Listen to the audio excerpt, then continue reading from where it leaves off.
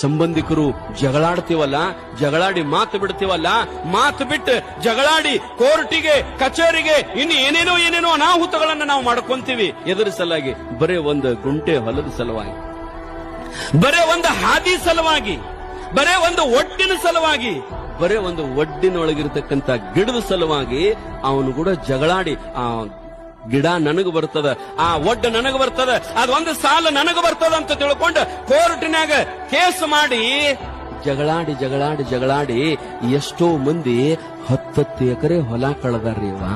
ಎದ್ರ ಸಲುವಾಗಿ ಬರೇ ಒಂದು ಸಾಲಿನ ಸಲುವಾಗಿ. ನಮ್ಮ ಮಕ್ಕಳಿಗೆ ನಾವು ಏನು ಸಂದೇಶ ಕೊಟ್ಟು ಹೋಗ್ಬೇಕು? ನಮ್ಮ ಮಕ್ಕಳ ಕೈಯಾಗ ಕೊಡ್ಲಿ ಕೊಟ್ಟು ಹೋಗೋಣ, ನಮ್ಮ ಮಕ್ಕಳ ಕೈಯಾಗ ಕುಡುಗೋಲು ಕೊಟ್ಟು ಹೋಗೋಣ. ಅವ್ರು ನಮ್ ಕೂಡ ಜಗಳಾಡ್ಯಾರ, ಅವ್ರು ನಮ್ ಕೂಡ ಹೊಡೆದಾಡ್ಯಾರ, ಅವ್ರು ನಮ್ಮನ್ನ ಕೋರ್ಟಿನ ಕಟ್ಟಿಗೆ ಹತ್ತಿಸಾರ, ಅದಕ್ಕೆ ಅವ್ರನ್ನ ಬಿಡಬಾರ್ದಂತ ತಿಳ್ಕೊಂಡು ಮಕ್ಕಳ ಕೈಯಾಗ ಕೊಡ್ಲಿ ಕೊಟ್ಟು ಹೋಗೋಣೇನ್ರಿಪ್ಪ? ಬೇಡ. ಈ ಭೂಮಿ ಶಾಶ್ವತ